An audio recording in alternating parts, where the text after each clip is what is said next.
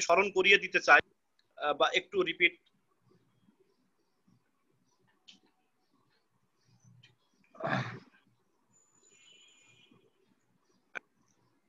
বাংলাদেশের ভূপ্রকৃতি, বাংলাদেশের ভৌগোলিক অবস্থান ও সীমানা, প্রাকৃতিক অঞ্চলের শ্রেণী বিভাগ ও গঠন, বাংলাদেশের ভূপ্রকৃতি গঠন, জনসংখ্যা, অনবসতি, বাংলার ভূমি ব্যবহারে জনবসতি বিস্তারের প্রভাব, বাংলাদেশের জলবায়ু, প্রাকৃতিক দুর্যোগ। এরপরে বাংলাদেশ ও দক্ষিণ এশিয়া একটি দেশের জলবায়ু, বাংলাদেশের জলবায়ু আলোচনা করেছি এবং ভারতের জলবায়ু আলোচনা করেছি। আজ আমরা মিয়ানমারের জলবায়ু নিয়ে আলোচনা করব। মিয়ানমারের জলবায়ু ভারতীয় উপমহাদেশের সাথে সামঞ্জস্যপূর্ণ ক্রান্তীয় মৌসুমী ধরন। এ অঞ্চলে জলবায়ুতে শীত, গ্রীষ্ম ও বর্ষা এ তিন আলাদা ঋতুর উপস্থিতি ঘটে স্পষ্ট। মিয়ানমারের জলবায়ুর ঋতুভিত্তিক বৈশিষ্ট্য আমরা এখন আলোচনা করব। গ্রীষ্মকাল মার্চ থেকে মে মাস পর্যন্ত মিয়ানমার গ্রীষ্মকাল। এ সময়ে এর অধিকাংশ স্থান অত্যন্ত উত্তপ্ত থাকে, তাপমাত্রা প্রায় 30 ডিগ্রি সেলসিয়াস কাছাকাছি পৌঁছে। সূর্য উত্তর গোলার্ধে অবস্থান করে বিধায় এ সময় মধ্য এশিয়ায় বিরাট নিম্নচাপের সৃষ্টি হয় এবং এ অঞ্চলে মৌসুমী বায়ু প্রবাহ শুরু হয়। এ সময়ে ভামতে 29 ডিগ্রি সেলসিয়াস, মান্দালয়ে 32 ডিগ্রি সেলসিয়াস এবং ইয়াঙ্গুনে প্রায় 27 ডিগ্রি সেলসিয়াস তাপমাত্রা বিরাজ করে। বর্ষাকাল মে থেকে অক্টোবর মাস পর্যন্ত মিয়ানমারে বর্ষাকাল। এ সময়ে দক্ষিণ পশ্চিম মৌসুমী বায়ুর প্রভাবে এ অঞ্চলে প্রচুর বৃষ্টিপাত হয়। মে মাসের মাঝামাঝি সময়ে ইয়াং বৃষ্টিপাত শুরু হয় এবং মাসের শেষ দিকে এটি সারা দেশে বিস্তার লাভ করে। অক্টোবর মাস পর্যন্ত বৃষ্টিপাত চলতে থাকে। মিয়ানমারের বিভিন্ন এলাকায় এ বৃষ্টিপাতের পরিমাণে ব্যাপক পার্থক্য পরিলক্ষিত হয়। আকাল ও সেরিম উপকূলে দক্ষিণ পশ্চিম মৌসুমী বায়ু প্রভাবে 200 সেন্টিমিটার পর্যন্ত বৃষ্টিপাত হয়ে থাকে। এ সময় মিয়ানমারের সর্বোত্তরের অঞ্চলেও মাত্র 28 সেন্টিমিটার পরিমাণ বৃষ্টিপাত হয়। এরপরেই রয়েছে শীতকাল।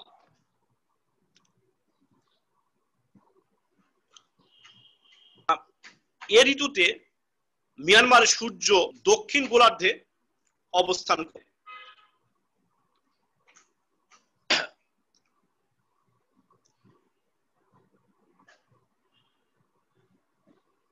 সেখান থেকে দক্ষিণ পূর্ব দিকে সমুদ্রে অপেক্ষাকৃত অধিক তাপযুক্ত অঞ্চলে নিম্নচাপ সৃষ্টি হয়। ফলে উত্তর পূর্ব আয়নবায়ু দক্ষিণ পশ্চিম দিকে প্রবাহিত হয়। উত্তরের এই শীতল বায়ু প্রবাহের প্রভাব মিয়ানমারে তখন বেশ শীত হওয়ার কথা থাকলেও উত্তরাঙ্গে পার্বত্য অঞ্চলের উপস্থিতির কারণে সত্য তত প্রকট আকার ধারণ করে না। এ বায়ু প্রবাহ মাস পর্যন্ত অব্যাহত থাকে। এ সময়ে উত্তর মিয়ানমারের উঁচু পার্বত্য এলাকায় তুষারপাত হয় এবং তাপমাত্রা হিমাঙ্কের কাছাকাছি চলে যায়। নেপালের জলবায়ু। নেপালের জলবায়ুতে তাপমাত্রা বৃষ্টিপাতের তারতম্য বিবেচনা স্পষ্টত দুটি ঋতু পরিলক্ষিত হয়। জুন থেকে সেপ্টেম্বর পর্যন্ত এ অঞ্চলে বৃষ্টির পরিমাণ বেশি থাকে। এজন্য এ সকালকে বর্ষাকাল হিসেবে বিবেচনা করা যায়। জুলাই মাসে কাঠমান্ডুর তাপমাত্রা থাকে 24.8 ডিগ্রি সেলসিয়াস। অন্যদিকে নভেম্বর থেকে জানুয়ারি মাস পর্যন্ত সময় অত্যন্ত শুষ্ক বৃষ্টিহীন থাকে। এ সময় তাপমাত্রা কম বলে একে শীতকাল হিসেবে বিবেচনা করা যায়। জানতে কাঠমান্ডুর তাপমাত্রা থাকে প্রায় 10 ডিগ্রি সেলসিয়াস। উঁচু পার্বত্য এলাকা হওয়া নেপালের কোন অংশের তাপমাত্রা অতিরিক্ত বৃদ্ধি পায় না এবং শীত গ্রীষ্মের তাপমাত্রার পার্থক্য খুব বেশি অনুভব হয় না। নেপালের বার্ষিক গড় বৃষ্টিপাত 145 সেন্টিমিটার, যা প্রায় পুরোটাই সংঘটিত হয় জুন থেকে সেপ্টেম্বর মাসের মধ্যে। এটা গেল আমাদের নেট জলবায়ু। এরপরে আমরা আসব বাংলাদেশের মানুষের জীবন জীবিকার উপর জলবায়ুর প্রভাব। বাংলাদেশের ভৌগোলিক অবস্থান এবং জলবায়ুজনিত কারণে এদেশের মানুষের আর্থসামাজিক জীবন অধিক মাত্রা প্রকৃতি ও প্রাকৃতিক সম্পদের উপর নির্ভরশীল। জলবায়ু পরিবর্তনের ফলে মানুষের জীবন জীবিকায় নানা পরিবর্তন ঘটেছে। জলবায়ু জনিত ঘন ঘন প্রাকৃতিক দুর্যোগ, স্থায়ী বন্যা, নদীর ভাঙন প্রভৃতি মানুষের জীবন জীবিকায় পরিবর্তন আনে। বর্ষাকালে দক্ষিণ পশ্চিম মৌসুমী বায়ুর প্রভাবে বাংলাদেশে প্রচুর বৃষ্টিপাত হয়। এতে বিভিন্ন রকমের ফসল ও ফল প্রচুর পরিমাণ জয়। আবার শীতকাল উত্তর পূর্ব মৌসুমী বায়ুর প্রভাবে এদেশে স্বল্প পরিমাণ বৃষ্টিপাত হয়। ফলে ধান, গম, তামাক এবং নানা জাতের ডাল, তৈলবীজ, গোল আলু, পেঁয়াজ, রসুন, ধনিয়া ইত্যাদি বিভিন্ন শস্য ও নানান ধরনের শাকসবজি উৎপাদন করা যায়। জলবায়ুর কারণে সৃষ্ট বন্যার পরিবাহিত পলিমাটি কৃষিক্ষেত্রের উর্বরতা বাড়ায়, এতে ফসল অনেক হয়। জলবায়ু পরিবর্তনের কারণে তাপমাত্রা দেশে সর্বত্র বৃদ্ধি পেয়েছে। বর্ষা মৌসুমে অধিক বৃষ্টিপাত হচ্ছে, আবার বর্ষাকাল দেরিতে আসছে। স্বল্প সময়ে বৃষ্টিপাত, ভারী বর্ষার ফলে ভূমিধস, বন্যা ও পাহাড় ধসের ঘটনা ঘটে। সমুদ্র উচ্চতা বেড়ে গেছে। পরিসংখ্যান থেকে জানা যায় যে হিরন পয়েন্ট, চরচঙ্গা ও কক্সবাজারে উচ্চতা প্রতি বছর গড়ে 4 মিলিমিটার থেকে 6 মিলিমিটার পর্যন্ত বেড়েছে। এখন আমরা নদীমাতৃক দেশের উপর দিয়ে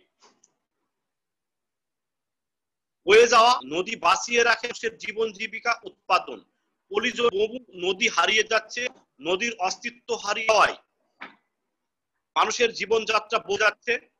এছাড়া নদীর ভাঙনে প্রায় 4 লাখ মানুষ আত্মহারা হয়ে জীবন জীবিকার শহরে আশ্রয় করেছে। কৃষি উৎপাদন ব্যাহত হয়। সাধারণ কৃষক দিন মজুরদের আশায় পাড়ি জমাচ্ছে। এতে পারিবারিক ভাঙন দেখা দিচ্ছে। শিশু, বৃদ্ধ ও নারীর নিরাপত্তা বিঘ্ন হচ্ছে। ওদের সাথে জীবন জীবিকা খুবই গভীর। তোমরা জলবায়ু পরিবর্তন এই পরিবেশের সাথে খাওয়াতে ব্যর্থ হয়ে নিশ্চিহ্ন হয়েছে। প্রাণীদের অনেক প্রাণী বিলুপ্ত হয়েছে, বৈচিত্র্য কমেছে, খাদ্য উৎপাদন ক্ষুধা দারিদ্র্য বেড়েছে। পোলিও অন্তের জেলের পেশা বদলাচ্ছে। বহু জেলে জীবিকা নেই, শহরে কর্মের ছুটছে। পোলিও জনগণের জীবিকা করোনা ভাবে প্রাকৃতিক সম্পদের উপর নির্ভরশীল। এই অঞ্চলের দরিদ্র, অতি দরিদ্র, মধ্যবিত্ত ও ধনী মানুষ জীবন জীবিকা প্রাকৃতিক সম্পদ, পুকুর, খাল, জমি, বাগান, গাছ, মাছ ইত্যাদি চলে। জলবায়ু পরিবর্তন ফলে নানামুখী দুর্যোগের কারণে তাদের জীবন ধারণের ভিত্তি হারিয়ে যাচ্ছে। জলাবদ্ধতা, লবণাক্ততা, বন্যা, প্লাবন, ঝড়, শিহর, আড়া, ঘূর্ণিঝড় ইত্যাদি নানাবিধ প্রাকৃতিক দুর্যোগ মানুষের জীবন জীবিকাকে নানাভাবে প্রভাবিত করেছে। এখন আমরা আলোচনা করব ভূমিকম্প নিয়ে। ভূমিকম্পটা কি এবং ভূমিকম্পের নিয়ে আমাদের একটা মোটামুটি একটা ধারণা প্রয়োজন। তো আমরা এই ক্ষেত্রে ভূমিকম্পের ধারণা আলোচনা করব। ভূমিকম্প একটি প্রাকৃতিক দুর্যোগ। আমরা জানি পৃথিবীর বহু দেশে বহু এই প্রবণতা লক্ষ্য করা যায়। সভ্যতার বহু ধ্বংসলীলার কারণে ভূমিকম্পকে করা হয়। ধারণা করা হয় গত 4,000 ধরে ভূমিকম্পের ধ্বংসলীলায় পৃথিবীর প্রায় 1,50,00,000 লোক মারা গেছে। নানা প্রাকৃতিক প্রক্রিয়ায় ভূপৃষ্ঠ পরিবর্তিত হচ্ছে। বিজ্ঞানীরা মনে করেন যে ভূত্বকের নিচের অংশে যে সক্রিয় পদার্থগুলো থেকে তাপ বিচ্ছুরিত হয়, এই তাপ শোষিত হয়ে পৃথিবীর অন্তরে প্রজ্বলন স্রোতের সৃষ্টি হয় এবং সেখানে প্রবল শক্তি উৎপন্ন ভূতের বিভিন্ন আলোড়ন ও পরিবর্তন সাধন করছে। অভ্যন্তরীণ শক্তি দ্বারা ভূত্বকের এই পরিবর্তন আকস্মিক প্রক্রিয়া ও ধীর প্রক্রিয়ায় অনুষ্ঠিত হয়। আকস্মিকভাবে পরিবর্তনের শক্তির মধ্যে ভূমিকম্প ও আগ্নেয়গিরি প্রধান। কখনো কখনো ভূপৃষ্ঠের কত হঠাৎ কোন কারণে কেঁপে ওঠে। এ কম্পন অত্যন্ত মৃদু থেকে প্রচন্ড হয়ে থাকে, যা মাত্র কয়েক সেকেন্ড স্থায়ী হয়। ভূপৃষ্ঠের আকস্মিক অনস্থায়ী কম্পনকে ভূমিকম্প বলে। ভূ অভ্যন্তরে যে স্থানে ভূমিকম্প উৎপত্তি হয় কে ভূমিকম্প কেন্দ্র বলে। কেন্দ্রে ঠিক সোজাসুজি উপরের পৃষ্ঠের উপকেন্দ্র। কম্পনে বেগ উপকেন্দ্র হতে ধীরে ধীরে চারিদিকে কমে যায়।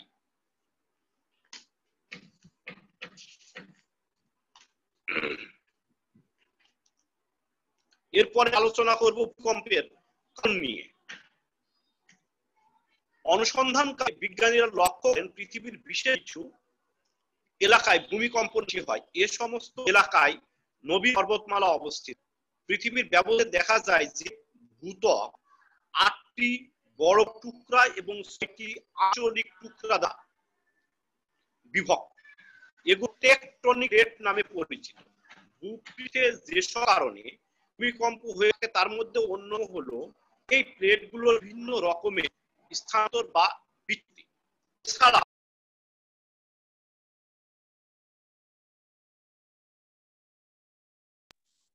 অন্য যেসব কারণে ভূমিকম্প হয় সেগুলো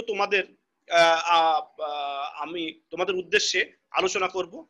ভিত্তি শিলাচ্যুতি বা ফাটল বরাবর আকস্মিক ভূ আলোড়ন হলে ভূমিকম্প হয়। আগ্নেয়গিরির লাভা প্রচন্ড শক্তিতে ভূ অভ্যন্তর থেকে বের হয়ে আসার সময়ও ভূমিকম্পের সৃষ্টি হয়। ভূত্বক তাপ বিকিরণ করে সংকুচিত হলে ভূ নিম্নস্থ শিলা স্তরে ভারের সামঞ্জস্য রক্ষার্থে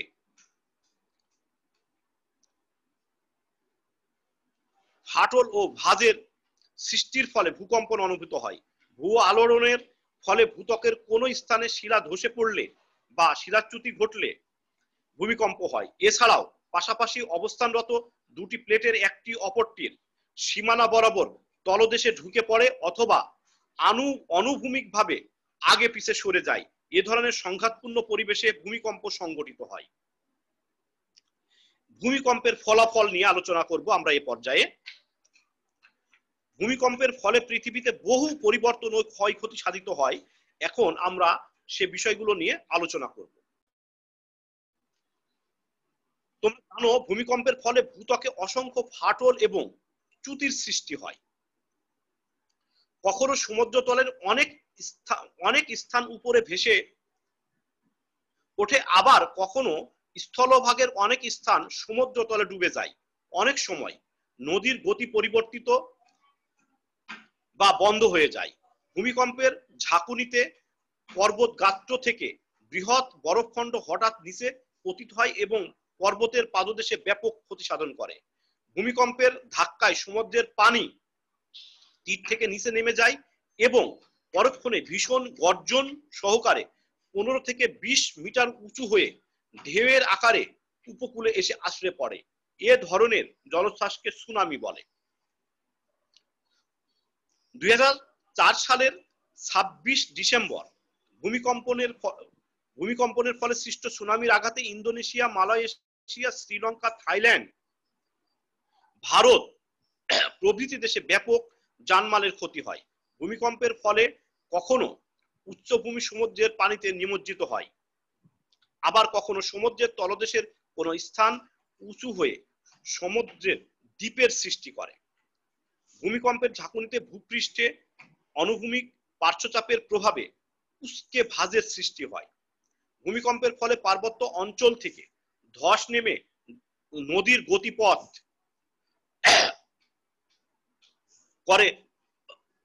গতিপথকে পরিবর্তন করে হ্রদের সৃষ্টি হয়। ক্ষতিগ্রস্ত এলাকায় দুর্ভিক্ষ ও মহামারীতে বহু প্রাণহানি ঘটে। ভূমিকম্পে রেলপথ, সড়কপথ, পাইপ লাইন প্রভৃতি ভেঙে যায় এবং যাতায়াত ব্যবস্থা অচল হয়ে পড়ে। টেলিফোন লাইন বিদ্যুৎ লাইন প্রভৃতি ছিঁড়ে যোগাযোগ বিচ্ছিন্ন হয়ে যায়। সমুদ্রের তলদেশে প্রবল ভূমিকম্প সংঘটিত হলে ভূপৃষ্ঠের বড় বাঁধ, কালভার্ট, সেতু প্রভৃতি ক্ষতিগ্রস্ত হয়। এছাড়াও অনেক সময় সুনামির সৃষ্টি হয়। ভূমিকম্পে ক্ষয়ক্ষতি হ্রাসের পদক্ষেপ নিয়ে এ পর্যায়ে আমরা আলোচনা করব।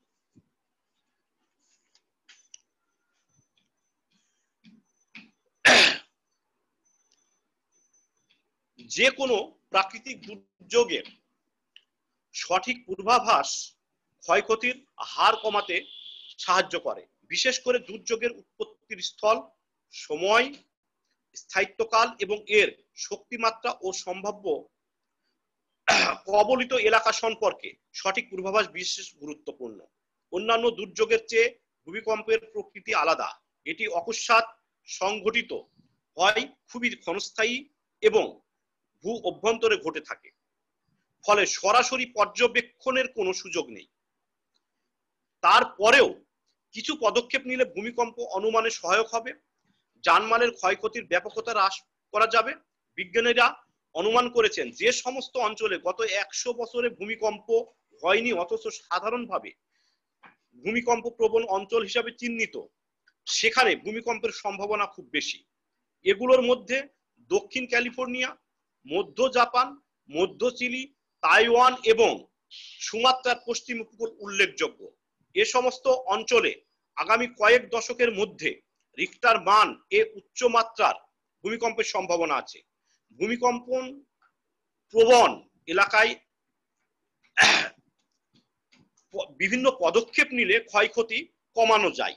সেই পদক্ষেপগুলো আমরা এখন আলোচনা করব। যেমন বাড়ি তৈরির সময় মাটি পরীক্ষা করে বিশেষজ্ঞ প্রকৌশলীর পরামর্শ নিয়ে বাড়ির ভিত মজবুত করতে হবে।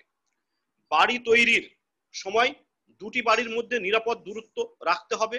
বাড়ি থেকে বের হওয়ার একাধিক পথ রাখতে হবে এবং বহুতল ভবনে জরুরি সিঁড়ি রাখতে হবে। বিদ্যুৎ ও গ্যাস লাইন ত্রুটিমুক্ত রাখতে হবে। বাড়ির আসবাবপত্র যথাসম্ভব কাঠের হওয়া ভালো। প্রতিটি বাড়িতে সদস্যদের জন্য হেলমেট রাখতে হবে। ভূমিকম্পের সময় বিদ্যুৎ ও গ্যাসের সুইচ বন্ধ রাখতে হবে। তাড়াহুড়ো না করে খোলা জায়গায় আশ্রয় নিতে হবে।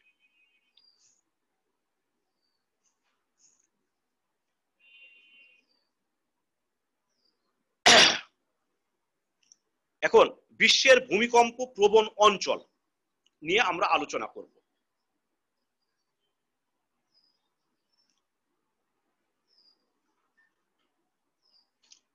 ভূমিকম্পের প্রকোপ পৃথিবীর সর্বত্র সমান নয়। ভূমিকম্প প্রবণ এলাকাগুলোকে প্রধান তিনটি অংশে ভাগ করা যায় বা ভাগ করা হয়ে থাকে। এক হচ্ছে প্রশান্ত মহাসাগরীয় অংশ। এ অংশের মধ্যে পড়ে প্রশান্ত মহাসাগরের বহিঃসীমানা বরাবর সবচেয়ে বেশি ভূমিকম্প হয়। এ অংশে জাপান, ফিলিপাইন, চিলি, অ্যালিসিয়ান দ্বীপপুঞ্জ ও আলাস্কা সবচেয়ে বেশি ভূমিকম্প প্রবণ এলাকা হিসাবে পরিচিত। এরপরে 2 নম্বরে আছে ভূমধ্য সাগরীয় হিমালয় অংশ। এ অংশ আল্পস পর্বত থেকে শুরু করে ভূমধ্য সাগরের উত্তর তীর হয়ে ককেশাস, ইরান, হিমালয়, ইন্দোচীন ও পূর্ব ভারতীয় দ্বীপপুঞ্জ হয়ে নিউজিল্যান্ড পর্যন্ত বিস্তৃত। 3 নম্বরটি হচ্ছে মধ্য আটলান্টিক ও ভারত মহাসাগরীয় শৈলশিরা অংশ। উত্তর দক্ষিণ বরাবর মধ্য আটলান্টিক শৈলশিরা এবং ভারত মহাসাগরীয় শৈলশিরা একত্রিত হয়ে মিশে আফ্রিকার লোহিত সাগর বরাবর ভূমধ্য সাগরীয় অংশের সঙ্গে মিশেছে। এ 3টি প্রধান বলয় ছাড়াও বিচ্ছিন্নভাবে ভূপৃষ্ঠের অভ্যন্তরে এবং মহাসাগরের খাদে কিছু কিছু অংশে ভূমিকম্পের প্রকোপ দেখা যায়। এখন আমরা আলোচনা করব বাংলাদেশে ভূমিকম্পের কারণ নিয়ে।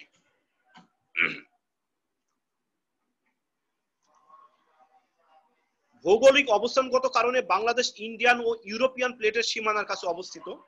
এ কারণে বাংলাদেশ ভূমিকম্প প্রবণ অঞ্চল। ভূমিরূপ ও ভূ অভ্যন্তরীণ কাঠামোগত কারণে বাংলাদেশে ভূ আলোড়নজনিত শক্তি কার্যকর এবং এর ফলে এখানে ভূমিকম্প হয়। মানবসৃষ্ট ও প্রাকৃতিক কারণে দেশের কিছু অংশ দেবে যাচ্ছে, আবার কিছু অংশ ফেঁপে উঠে যাচ্ছে। এভাবে ভূস্ফীতির ফলে ভূমিকম্পের সম্ভাবনা বাড়ছে। পাহাড়ি অঞ্চলে ভূমিকম্পের কারণে ফাটলের সৃষ্টি হয়। ভূমিরূপ জনিত কারণেও ভূমিকম্পের সম্ভাবনা দেখা দেয়। পাহাড় কাটা সহ মানবসৃষ্ট কারণে বাংলাদেশে ভূমিকম্পের সম্ভাবনা বৃদ্ধি পাচ্ছে। বিশেষজ্ঞদের মতে বাংলাদেশ পৃথিবীর অন্যতম ভূমিকম্প বলয়ে অবস্থিত। বাংলাদেশে ভূমিকম্প হয়ে থাকে টেকটনিক প্লেটের সংঘর্ষের কারণে। ভূস্তরের ভূমিকম্প প্রবণ ইন্ডিয়ান প্লেট ও মিয়ানমার সাব প্লেটের মাঝখানে বাংলাদেশ অবস্থিত। ভূতাত্ত্বিকদের মতে বাংলাদেশের অভ্যন্তরে ও এর পার্শ্ববর্তী বিশেষ করে উত্তর ও পূর্ব দিকে ভূমিকম্প হওয়ার মতো যথেষ্ট ফল্ট বা চ্যুতি বিরাজ করছে। এই চ্যুতি আসামের ডাউকি ডেঞ্জার চ্যুতির সাথে সংযুক্ত।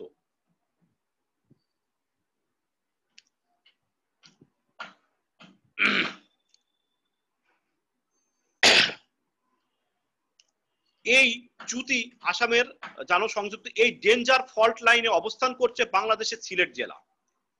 1989 সালে ফরাসি ইঞ্জিনিয়ারিং কনসোর্টিয়াম বাংলাদেশের ভূমিকম্প বলয় সংবলিত মানচিত্র তৈরি করেন। এতে 3টি বলয় দেখানো হয়েছে। প্রথম বলয়কে প্রলয়ঙ্কারী, দ্বিতীয় বলয়কে বিপজ্জনক এবং তৃতীয় বলয়কে লঘু বলে বর্ণনা করেছেন। এই বলয় সমূহকে বলা হয় সিসমিক রিস্ক জোন। এই বলয় সমূহকে বলা হয় সিসমিক রিস্ক জোন। প্রলয়ঙ্কারী বলয়ে রয়েছে বান্দরবান, চট্টগ্রাম, সিলেট, ময়মনসিংহ ও রংপুর।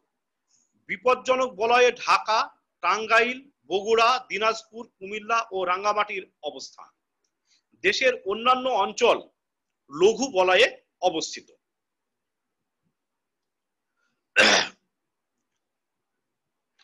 এখন ভূমিকম্পের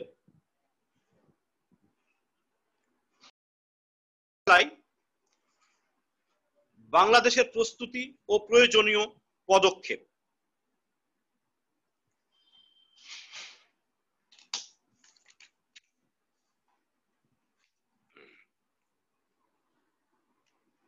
বাংলাদেশে বড় ভূমিকম্পের বিপর্যয় মোকাবেলায় ন্যূনতম প্রস্তুতি নেই। নাজুক উদ্ধার তৎপরতার কারণে মাঝারি মাত্রার ভূমিকম্পেই ঢাকায় মারাত্মক বিপর্যয় নেমে আসতে পারে। অসহায়ভাবে মৃত্যুর শিকার হতে পারে লাখ লাখ মানুষ। জনসংখ্যার ঘনত্ব, অপরিকল্পিত নগরায়ন, অধিক বহুতল ভবন, খোলা জায়গার অভাব, সরু গলিপথ, উদ্ধার উপকরণের দুরবস্থার কারণে রাজধানীতে ভূমিকম্পজনিত ঝুঁকি বাড়ছে। ভূমিকম্প বিষয়ে সচেতনতা ও প্রয়োজনীয় পদক্ষেপ গ্রহণ করলে ভূমিকম্পের নিয়ন্ত্রণ ও ক্ষয়ক্ষতি হ্রাস করা সম্ভব। আমরা একটু গুরুত্বের সাথে লক্ষ্য করলে দেখতে পাবো আমাদের দেশে যদি 30 থেকে 35 সেকেন্ডের কোনো ভূমিকম্প হয় তবে ভূমিকম্পের ফলে প্রাণহানি ঘটবে তার চেয়ে বেশি। প্রাণহানি ঘটবে উদ্ধার কাজের ব্যর্থতার জন্য। এজন্য ভূমিকম্প মোকাবেলার প্রস্তুতি সম্পর্কে আমাদের ধারণা থাকা একান্ত বাঞ্ছনীয়। ভূমিকম্প খুব অল্প সময়ে ব্যাপক ক্ষতি সাধন করে। এটা সামান্য সময় স্থায়ী হয় এবং অকস্মাৎ ভূমি অভ্যন্তরে ঘটে থাকে। ফলে সরাসরি পর্যবেক্ষণের কোনো সুযোগ নেই। এত সত্ত্বেও ভূবিজ্ঞানের ভূমিকম্প মোকাবেলায় বেশ কিছু পূর্ব প্রস্তুতিমূলক পদক্ষেপের কথা উল্লেখ করেছেন, যা গ্রহণ করলে ক্ষয়ক্ষতি বহুলাংশে হ্রাস করা সম্ভব। ভূমিকম্পের ঝুঁকি মোকাবেলায় বাংলাদেশের প্রস্তুতি নিয়ে আমরা আলোচনা করছি। ভূমিকম্পের জন্য যে সকল প্রস্তুতি নেওয়া উচিত তা হলো, যারা নতুন বাড়ি তৈরি করবেন তাদের স্ট্রাকচার ডিজাইন করার সময় ন্যাশনাল বিল্ডিং কোড অনুসরণ করতে হবে। দক্ষ প্রকৌশলী তদারকির মাধ্যমে ভালো নির্মাণ সামগ্রী ব্যবহার করে বাড়ি তৈরি করতে হবে। ভূমিকম্প প্রতিরোধক পাকা বাড়ি তৈরি করতে কতিপয় বিষয়ের দিকে সূক্ষ্ম ক্ষয়ক্ষতি ও জীবননাশের মাত্রা অনেকাংশে কমিয়ে আনা সম্ভব, যথা ইটের তৈরি দেয়াল করলে 4 তলার উপরে ভবন না করা, ভবন দোতলার বেশি হলে প্রতিটি কোনায় ইটের মাঝখানে ও প্রত্যেক জানালা ও পাশ দিয়ে খাড়া রড ঢোকাতে হবে। দরজা ও জানালা ঘরের কোনায় না হয় ভালো। এই সতর্কতা অবলম্বন করলে ইটের দেয়ালের ভবনের প্রতিরোধ ক্ষমতা বহুগুণ বেড়ে যাবে। ভূমিকম্পের সময় দেয়ালে ফাটল ধরলেও ধসে পড়ার আশঙ্কা কমে যাবে। গ্রাম অঞ্চলের টিনের ঘরগুলোর ভূমিকম্পের ক্ষতির আশঙ্কা কম, তবে মাটির তৈরি বাড়িঘরের ভূমিকম্প প্রতিরোধ ক্ষমতা কম। এজন্য প্রতিরোধ ক্ষমতা বাড়াতে কোনাকুনিভাবে বাঁশ বা কাঠের বেসিং ব্যবহার করা যেতে পারে। যদি কোনো ভবনের প্রতিরোধ ক্ষমতা কম থাকে তবে ভবনটি নির্মাণের পর শক্তিশালী করা যেতে পারে। এজন্য কংক্রিট বিল্ডিং এর জন্য অতিরিক্ত রড ব্যবহার করে কংক্রিট ঢালাই দিয়ে দুর্বল স্থানগুলোর আয়তন আকার বাড়ানো যেতে পারে। অনেক সময় ফেরো সিমেন্ট দিয়ে ইটের দেয়ালে প্রলেপ দিলে প্রতিরোধ ক্ষমতা বৃদ্ধি পায়। ভবনের নিচতলা সম্পূর্ণ খোলা রাখা উচিত নয়। সেমি পাকা ঘরগুলোর প্রতিরোধ ক্ষমতা সেমি পাকা ঘরগুলোর চারপাশে টানা দিয়ে বেঁধে রাখলে প্রতিরোধ ক্ষমতা বৃদ্ধি পায়। এটা গেল আমাদের ভূমিকম্পের প্রস্তুতি স্বরূপ একজন ব্যক্তির করণীয় নিয়ে আমরা এখন আলোচনা করব। আর একটু হলে শেষ হয়ে যাবে, তাহলে আমাদের এই চ্যাপ্টারটা শেষ হয়ে যায়। এরপরে আমরা নেক্সট সপ্তম অধ্যায় পড়াবো। সপ্তম অধ্যায় নিয়ে আমরা আলোচনা করব। তো যাই হোক, একজন ব্যক্তির করণীয় আমরা আলোচনা করি। বাড়িতে একটি ব্যাটারি চালিত রেডিও এবং টর্চ বাতি সবসময় রাখা উচিত। হাসপাতাল, ফায়ার ব্রিগেড প্রভৃতির ফোন নম্বর সাথে রাখা। স্কুলে বাচ্চাদের ভূমিকম্প সম্পর্কে ধারণা দেওয়া, ভূমিকম্পের সময় কি করতে হবে তা শিখিয়ে দেওয়া। খেলার মাঠে থাকাকালীন সময়ে দালান কোঠা থেকে দূরে থাকা। এছাড়াও রয়েছে ভূমিকম্প চলাকালীন সময়ে জনসাধারণের করণীয়। এটা আমি সংক্ষেপে আলোচনা করব। নিজেকে ধীর স্থির ও শান্ত রাখা। একতলা দালান হলে দৌড়ে বাইরে চলে যাওয়া এবং কোনো কিছুর লোভে ঘরে অবস্থান না করা। ঘরের বাইরে থাকলে দালান, বড় গাছ, বিদ্যুৎ ও গ্যাস লাইন থেকে দূরে থাকা। উঁচু দালান, জানালা বা ছাদ থেকে লাফ দিয়ে নামার চেষ্টা না করা। রাস্তায় গাড়িতে থাকলে গাড়ি না চালিয়ে ইঞ্জিন বন্ধ রাখা। পাহাড়, উঁচু খাদ বা ঢালু জমিতে ভূমিধসের আশঙ্কা থাকে, তাই এসব স্থান থেকে নিরাপদ দূরত্ব বজায় রাখা। ভূমিকম্পের পর একজন সচেতন ব্যক্তির করণীয়, এটা আমি সংক্ষেপে আলোচনা করব। নিজের এবং অন্যদের আঘাত পরীক্ষা করা এবং প্রাথমিক চিকিৎসা দেওয়া। পানি, গ্যাস ও বৈদ্যুতিক লাইন পরীক্ষা করা। বাড়ির দরজা জানালা খুলে দেওয়া। রেডিও, টেলিভিশন ও অন্যান্য সংবাদ মাধ্যম খোলা রাখা, যাতে দুর্ভোগ মোকাবেলায় জন্য কেন্দ্রীয়ভাবে প্রচারিত তথ্য শোনা যায়। খালি পায়ে চলাফেরা না করা। লুটতরাজ থেকে সাবধান থাকা এবং অভিজ্ঞ লোকদের পরামর্শ মতো চলা। এটা ছিল আমাদের, তাহলে আজকে আমাদের চতুর্থ অধ্যায়ের পাঠ শেষ হলো। আমরা আগামী ক্লাসে তোমাদের সাথে সপ্তম অধ্যায় নিয়ে আলোচনা করব। আমরা চাই যে তোমাদের আগামী 8 সেপ্টেম্বরের মধ্যে অন্তত এই বার্ষিক পরীক্ষার প্রথম যে সিটি পরীক্ষা বা পাক্ষিক পরীক্ষা, এই সিলেবাসটা শেষ করতে তোমরা অবশ্যই বই নিয়ে বসবে। আমার যেগুলো পড়ানো হলো এগুলো তোমরা একটু দেখবে বাসায়, তাহলে তোমাদের বোধগম্য হবে। আর এরপরে যদি আমাদের সময় থাকে আমরা শর্ট কোশ্চেন গুলো নিয়ে আলোচনা করব। তোমরা সবাই ভালো থাকো, সুস্থ থাকো, স্টে হোম, স্টে সেফ। আবার আগামী ক্লাসে তোমাদের সাথে আমার আবার ক্লাস নেওয়া সম্ভব হবে, ক্লাস নেব ইনশাল্লাহ। সবাই ভালো থাকো এবং সুস্থ থাকো।